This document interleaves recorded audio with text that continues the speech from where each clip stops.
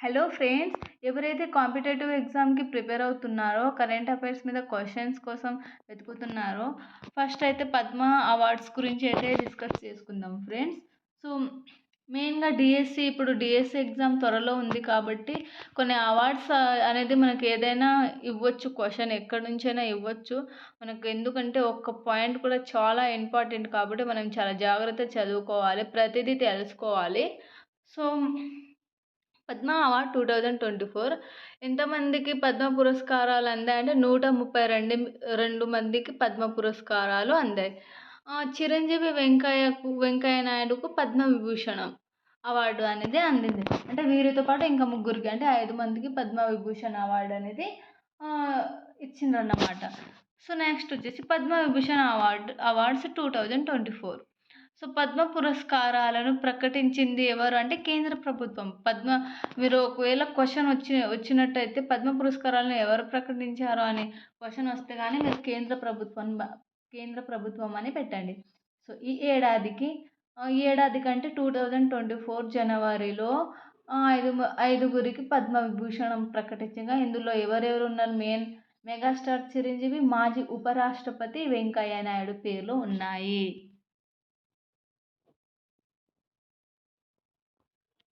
Padma awards winner 2024 list చూసుకుందాం.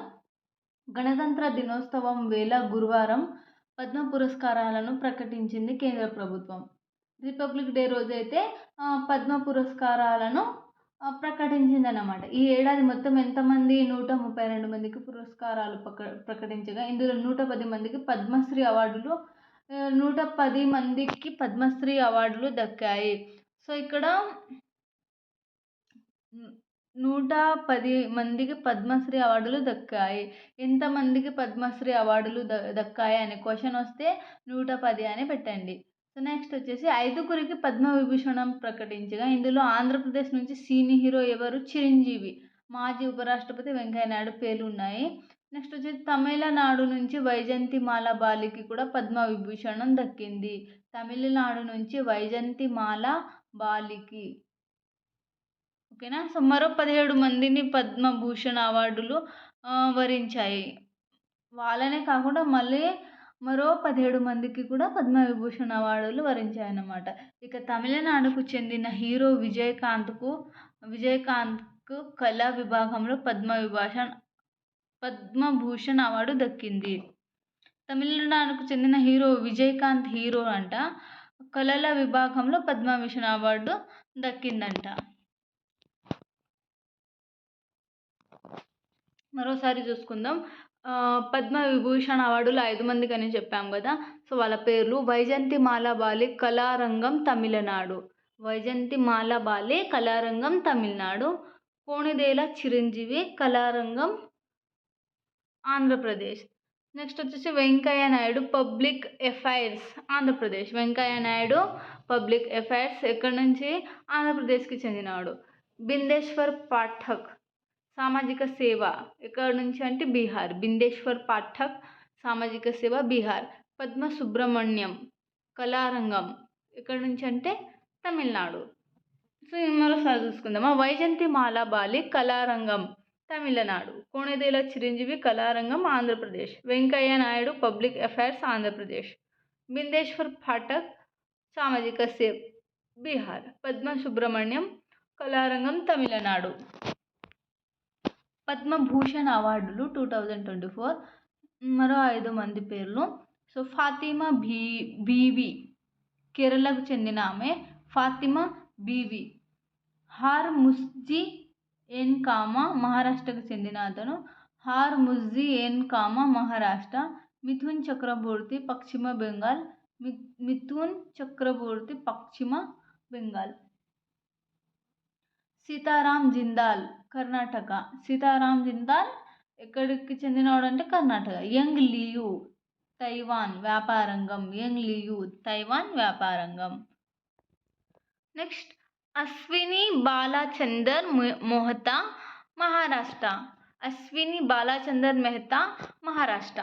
సత్యవ్రత ముఖర్జీ, పశ్చిమ బెంగాల్. సత్యవ్రత ముఖర్జీ పశ్చిమ బెంగాల్కి చెందినత.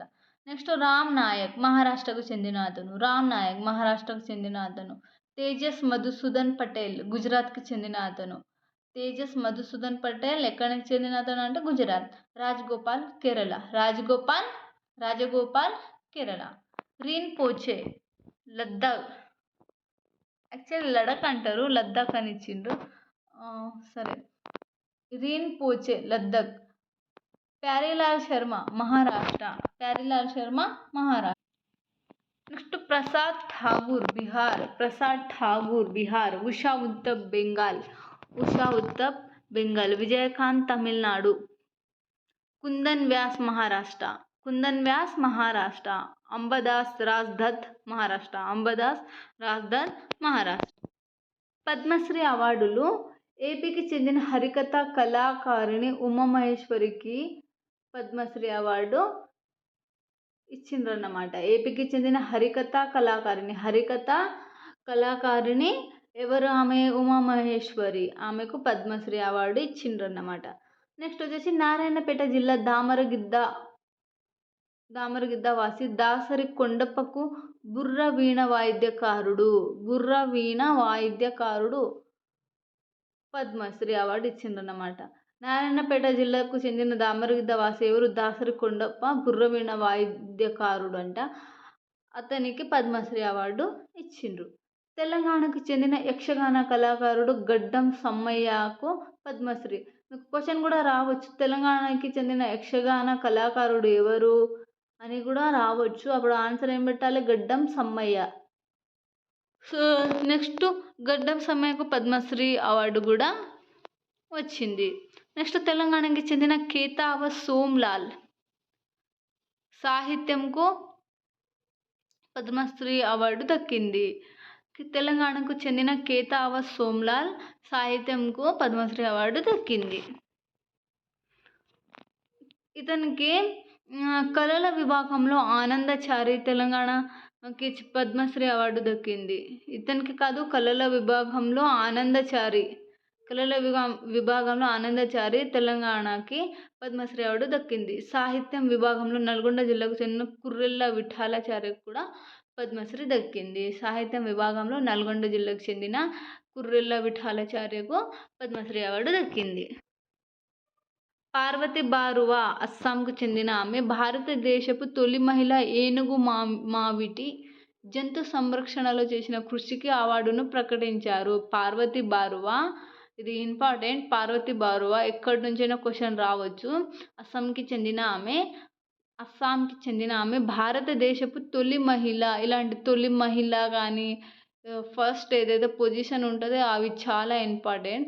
So భారతదేశపు తొలి మహిళ ఏనుగు మావిటి జంతు సంరక్షణలో చేసిన కృషికి అవార్డును ప్రకటించారు.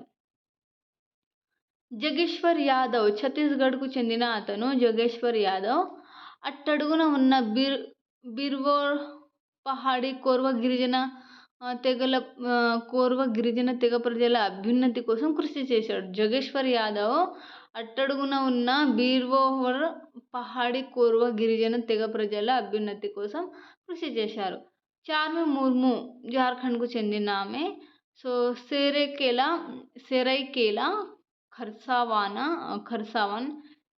సెరైకేలా ఖర్సావాన్ ప్రాంతానికి చెందిన గిరిజన పర్యావరణవేత్త ఆమె అనుకున్నా. చార్మి ముర్ము జార్ఖండ్కి చెందిన అతను.